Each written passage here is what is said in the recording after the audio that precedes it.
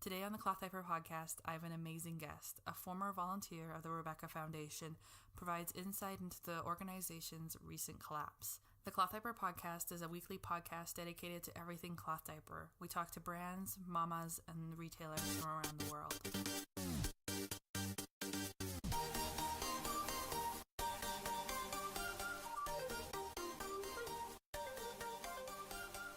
My name's Allison, and I first got involved with the Rebecca Foundation because I was volunteering for another nonprofit locally, and they kept getting cloth diapers and didn't know what to do with them. I was a cloth diapering mom, so I figured, well, there has to be somebody advocating. There has to be someone who knows what to do with them, how to, clean them, how to pass them back out, how to do that. So I decided to reach out to the Rebecca Foundation, and in a couple of months later, I got a email back, and I had a phone interview with Sadie, who was one of the former board directors, who is amazing, by the way, and I will never say anything otherwise. And she talked to me about the job and kind of the responsibilities and expectations of a chapter president. I believe I was involved in the Rebecca Foundation for a year and a half, and I left in May of this year, early May. So I cannot remember the exact time I started, but I believe it was maybe early fall or something. Yeah, and I had a cloth diaper store in my area that was very, very active in the community, and they were getting donations and they wanted to give them to me, and we partnered up, and it was just working really, really well. The more I got into things in the Rebecca Foundation, the more I realized it wasn't transparent. We had regional kind of director positions called hubs, and they oversaw each region, and that was kind of part of the leadership under the board, and we were the ones who made sure that all the chapters got their items out in a timely manner, that everything was documented, all of that. And I was offered that position. I did hold that position for I believe 9 months or so toward the end, and I had a horrible experience in that, and that's really where my eyes were opened about the transparency not being there, and the answers that I needed were never there. So that's kind of an intro to what I went through. and you can go ahead and ask questions too now. I'm sorry, I'm just talking away. No, that's what I just wanted to hold some space for the listening, really, to these stories about. For anybody listening, the Rebecca Foundation, we should probably introduce them, was a former cloth diaper charity in the United States that started in 2012. Okay. In 2012, and then in March 2013, the U.S. chapters began, and this year they declared that they had 80 plus chapters across Canada, the United States, and Mexico. And they provide cloth diapers to a variety of different families and states across the United States. October 1st, the board announced their resignation with a letter, and I've put that letter up on the show notes for this episode. And within the 24 hours of that letter, we saw the organization pretty much disappear off the internet without a lot of formal messaging. And so we've got a little bit of that story so far, and you're saying that this trouble isn't really recent, that there's been a lot of discrepancies and lack of transparency for probably a year or two now, which is in line because I was just looking up their tax information online, and they didn't file taxes for 2017, or at least they're not public yet. And then 2018 is not over yet. They have been asked to release financials and to release tax records, but they will not do so. The board said an audit was going on because they were told an audit was going on. However, it was never actually asked for. That was just, to try and keep things hidden for as long as possible. So how do you understand the organization to have been organized? So there's the CEO was Amanda LaBelle until what, October 1st? Yeah. Yes. And then she operated with a board of directors that was established sometime 2015. And those board of directors have been a working party, kind of. Like, they didn't seem like they actually had any power from some screenshots I was reading, or that they weren't really, I don't know, it just didn't read like there was a lot of effective communication. Does that make sense? Yeah, there wasn't. I had a lot of communications with the board of directors because of my role as a regional hub, a regional director. I was the Midwest region for a while, and so I had to kind of work with them. And there was just a lot of issues with transparency and not getting answers and passing the buck. And it turns out that what I am gathering now and learning is Amanda controlled the financials. The treasurer did not even have the information for our financials. Jesse was also on the account. By the way, guys, Jesse is also Amanda's husband. He was also on the board of directors. That's what I just read about the treasurer. I noted that there was a treasurer, but then I was reading that she wasn't on any of the accounts. So what's even the point of a treasurer? Yeah, I really think that what happened was, and I say this with all respect to the board members, because I think they meant to do well and they were well intentioned, but I don't think that they knew what a board was supposed to do. No one really had much experience with nonprofit work before. And I think what happened was Amanda would surround herself with people who she could manipulate.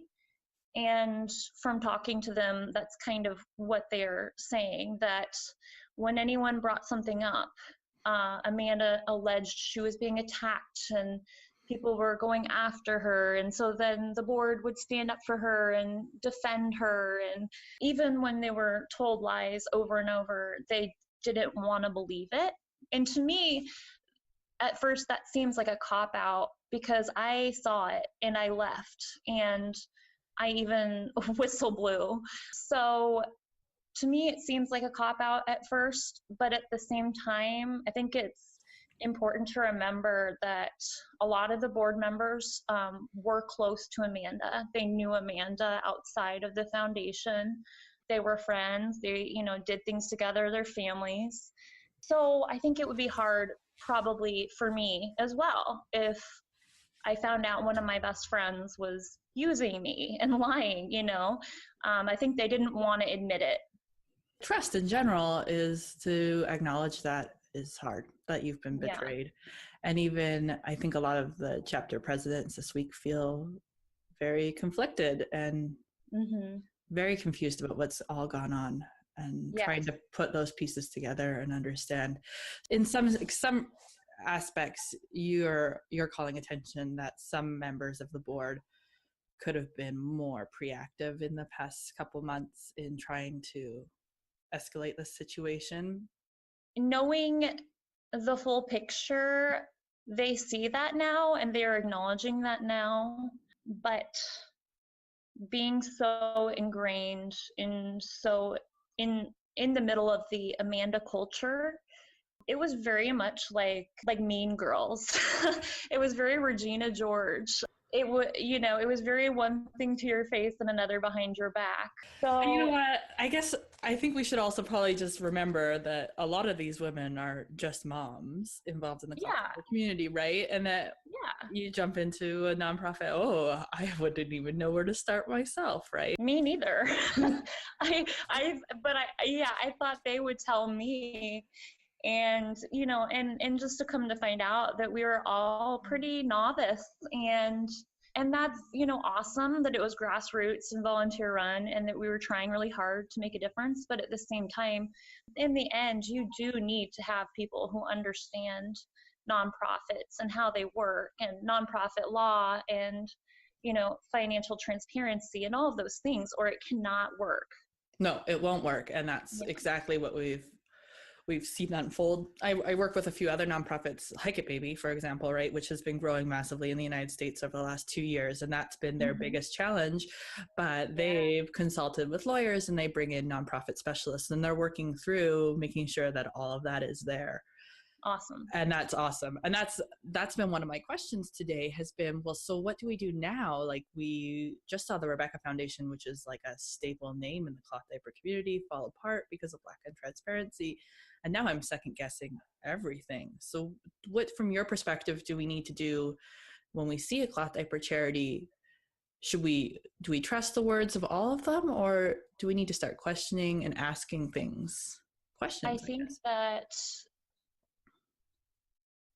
if they are not being transparent, then absolutely they need to be called on. If you go online, you can see Jake's Diapers. They post all of their financial information. They're very forthcoming. They're wonderful people. I have not really looked into Giving Diapers, Giving Hope, but I haven't heard terrible things about them. I know that they were on hold a bit due to funds, but and I know that some of the former Rebecca Foundation volunteers and board members are hoping to restart a different national organization. I honestly don't think it will work, because I think that our names are kind of marked at this point.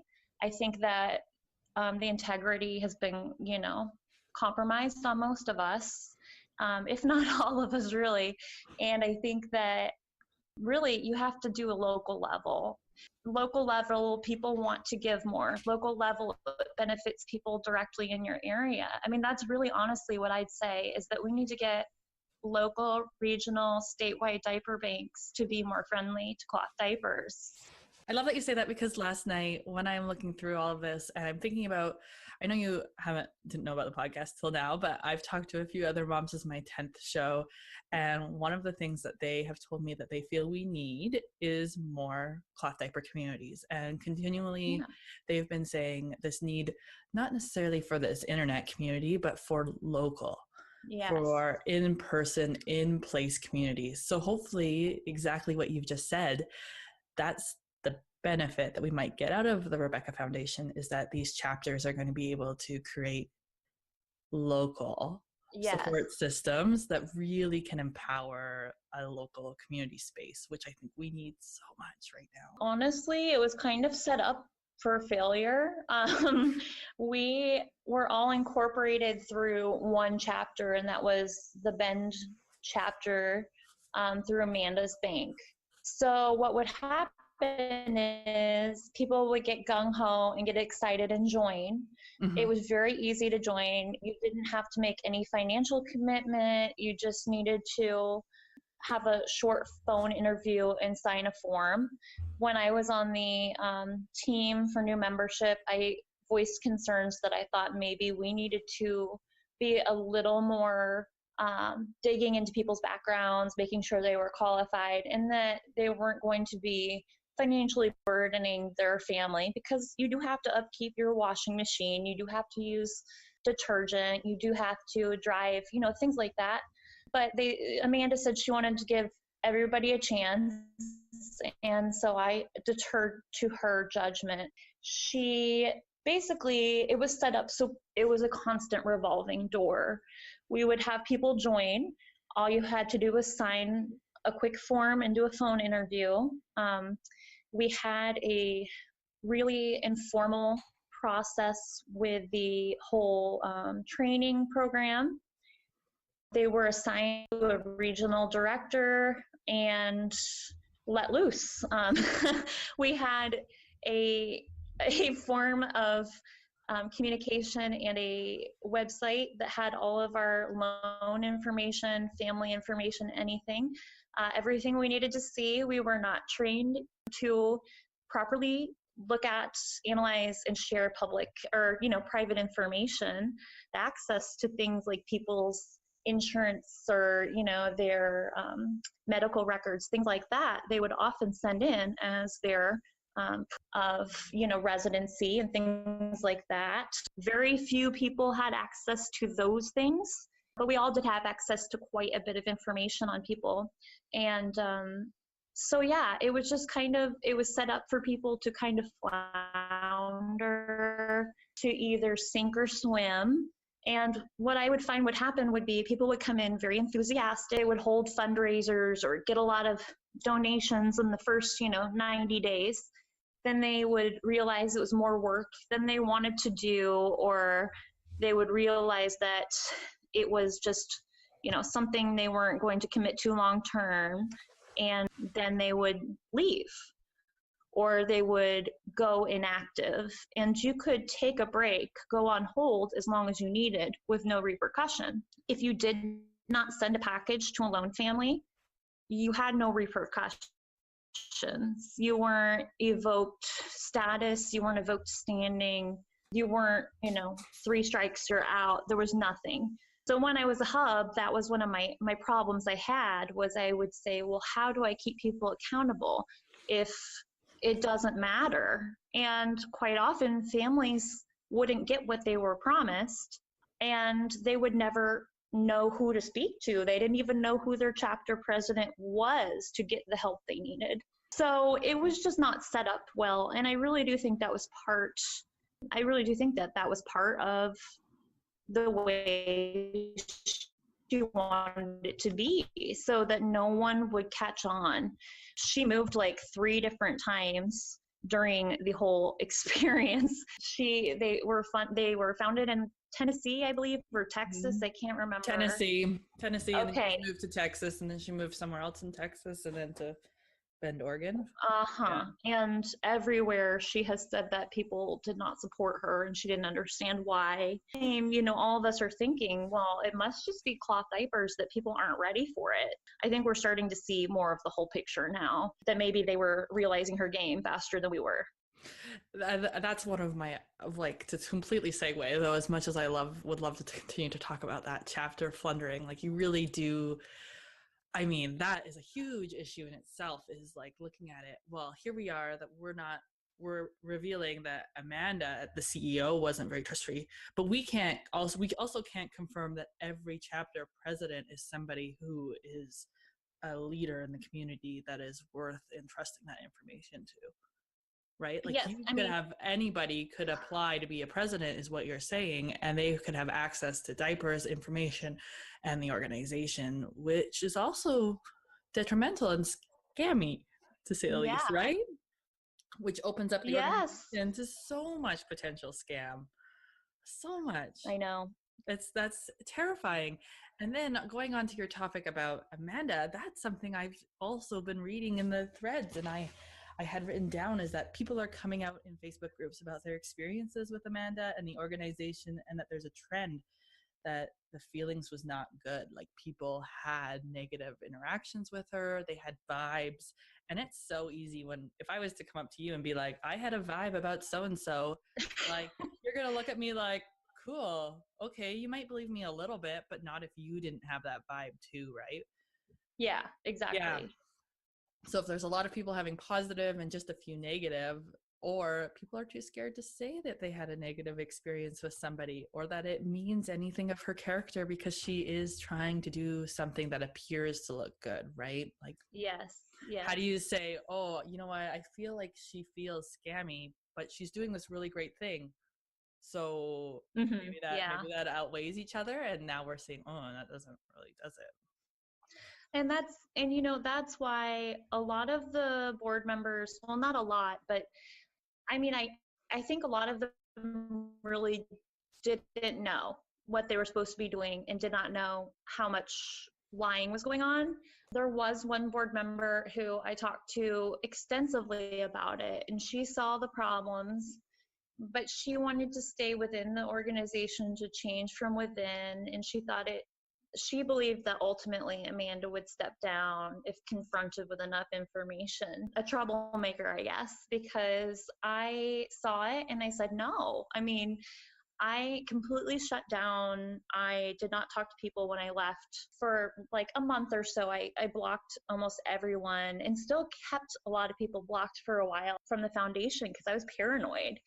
And then I saw in a scam group about Cloth Pink Lotus items, and that they were being charged $25 a kit for those, which was supposed to cover shipping and materials for the seamstress. I personally sewed some things for Project Pink Lotus and was pretty active in that. And I was never given money for materials or shipping. One member of the sewing team was, and she definitely sewed a ton, so she deserved that. And so basically what was happening is they were selling cloth pad kit for $25 a pop, and items weren't being sent, or what they got fell apart, or at other times they were missing their menstrual cups, which was a $5 add-on.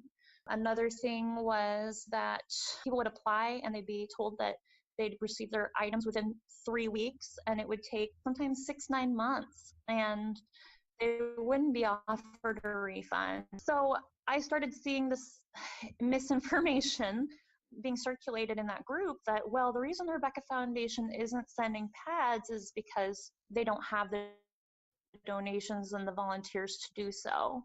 And I finally just said, you know what, that's it. It had been a couple months, so maybe, a couple months. And I said, no, I'm done being quiet. I'm done being nice. And I said, you know what? I sent a batch of 40 pads when I left, about 40 pads, when I left as a donation. And Amanda said they weren't good enough. She didn't like them, and told the lady in charge of the sewing program to send them back to me. Now, all items that weren't good enough for kits were supposed to be extras for free, like not to charge people for, just to add to packages, but she didn't even want to have mine in stock. And so it was just so hateful. And that's when I went and I said, no, I'm going to show you the screenshots, people. She actually didn't want my stuff. Like, she has donations. She has people donating. She has people who are willing to help. She could definitely pull this off if she treated people with respect and was kind to them. And I did get aggressive, and I'm not happy with everything that I said, but I just was over it, My next question was trying to figure out why. Why didn't this come to light earlier if other people were already getting jilted, if other people were already noticing that things weren't following through?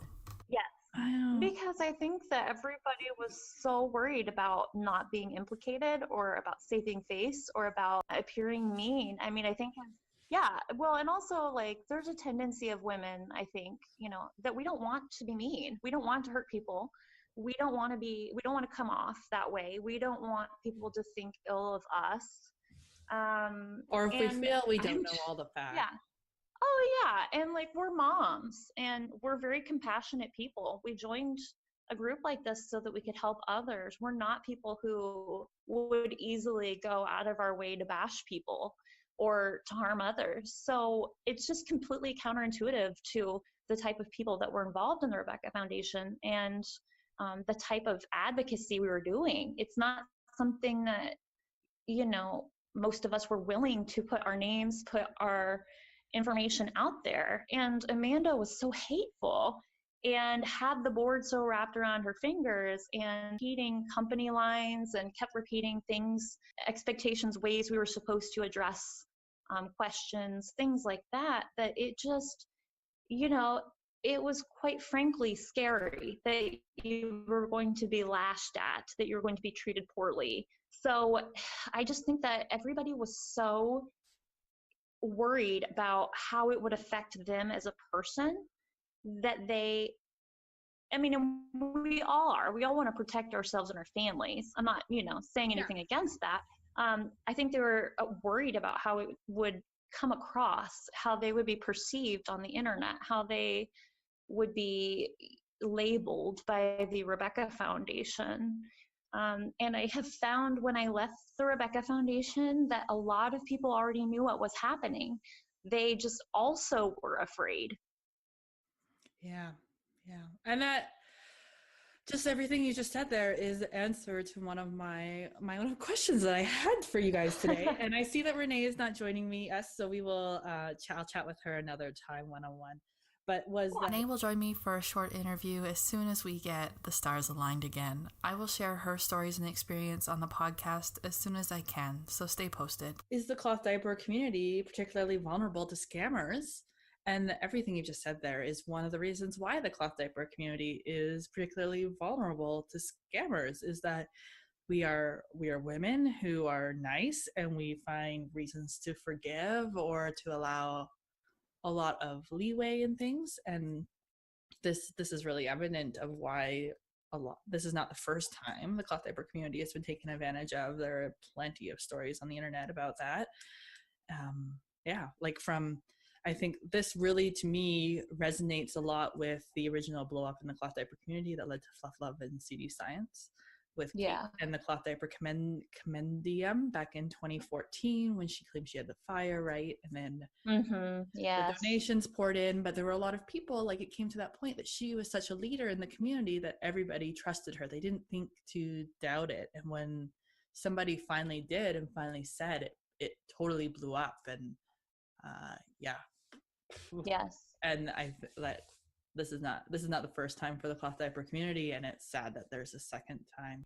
And anytime you have children involved, I think it's really easy for corruption to come in, because of the fact that, you see pictures of these beautiful children in the promos in a cloth diaper. You see a picture of a mom holding a baby, you see a family with children, small children and things, and you see it next to these statistics that 1 in 3 families are facing diaper need. And that's just horrifying. That's horrible for most of us to think about.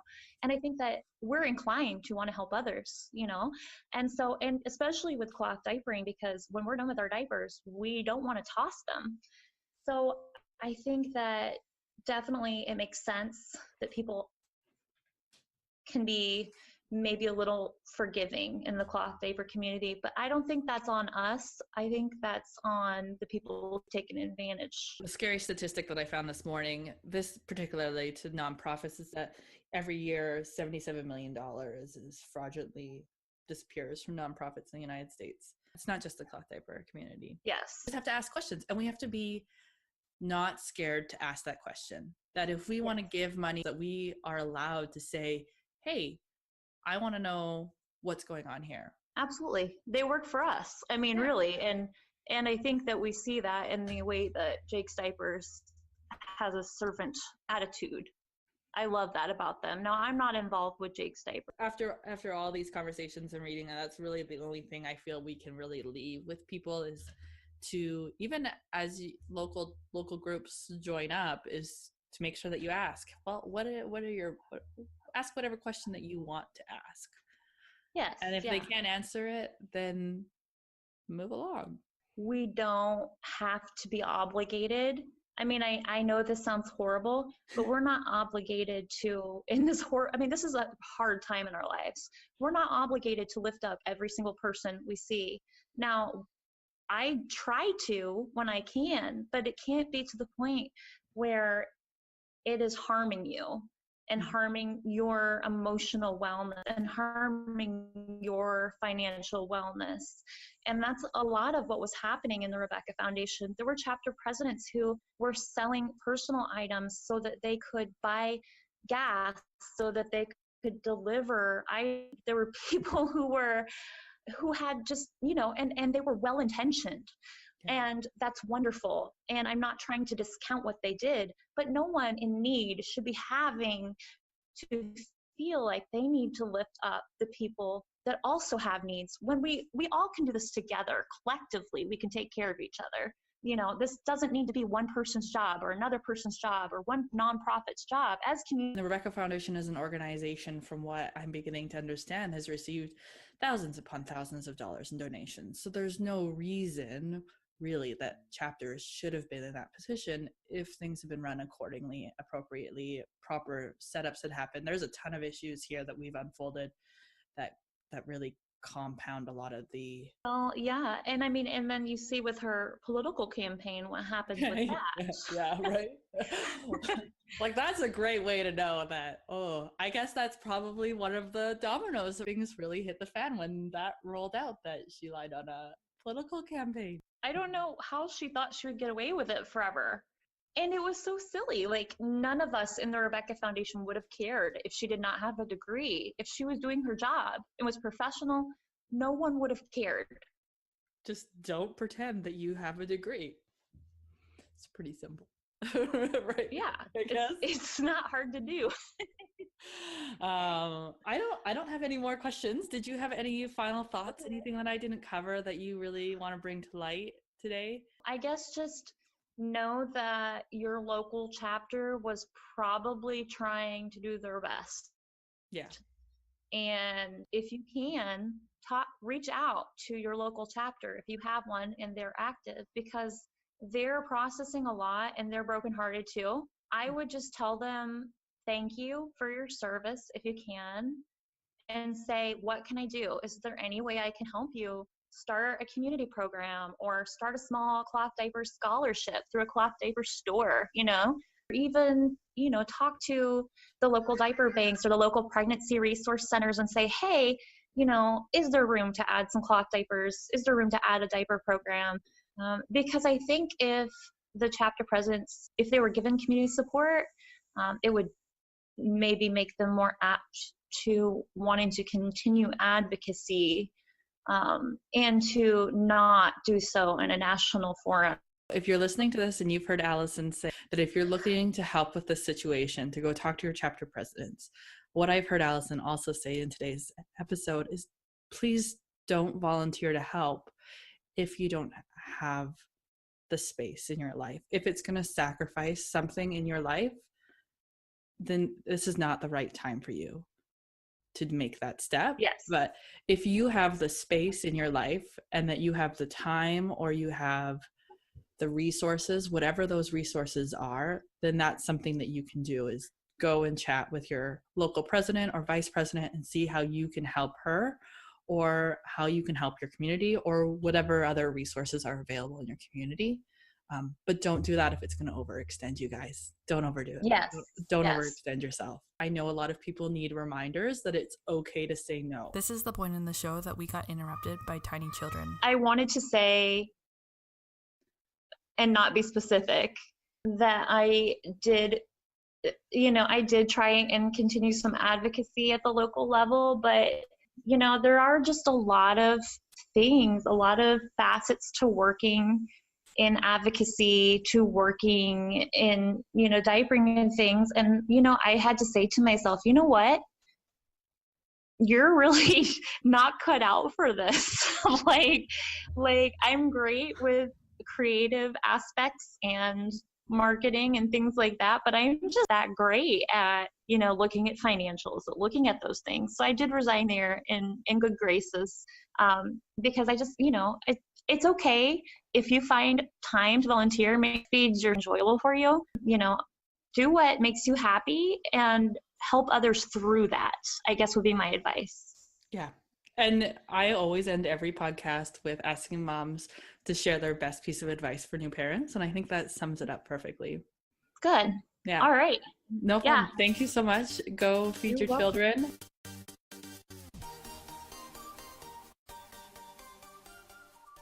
Wow, that was a pretty impactful episode. I definitely learned a lot more from Allison than I was expecting to learn today. I knew that there was issues going on with Amanda and Jesse, but I wasn't really expecting there to be this long-seated issue. Keep in mind that Allison left the organization early this spring, so when we're talking, she's sharing about her experience over the past year or two. So these are things that she was beginning to notice, but also not sure how to bring them up. It's easy for us to look back at it and, like we said, and point fingers, but sometimes when you're in the thick of things, you don't know what else to do. You just keep going along. You believe the stories you're being told. I have a few other people who are interested in talking about this issue as well as other ongoing cloth diaper news, so stay posted. I'll have more episodes coming up this month. If you are somebody who would like to join me on the Cloth Diaper Podcast, we talk about everything from cloth diaper wash routines to brands, retailers, and cloth diaper news. So if you have a story or you just want to talk about cloth diapers because you're a cloth diaper nerd, give me a shout and I'll make it work. I'll also make sure that my husband's not downloading YouTube videos so we don't get that lag. Oh, I don't even know. He's never home, but today, and he decides to slow down my internet. You can find the Cloth Diaper Podcast on Instagram, Facebook, as well as Pinterest. We do have an email list going on my website, www.clothdiaperpodcast.com. This episode is available on Podbean, iTunes, and YouTube. And if you ever want to get a hold of me, email me at bailey@clothdiaperpodcast.com. I can't wait to talk to you again. Bye.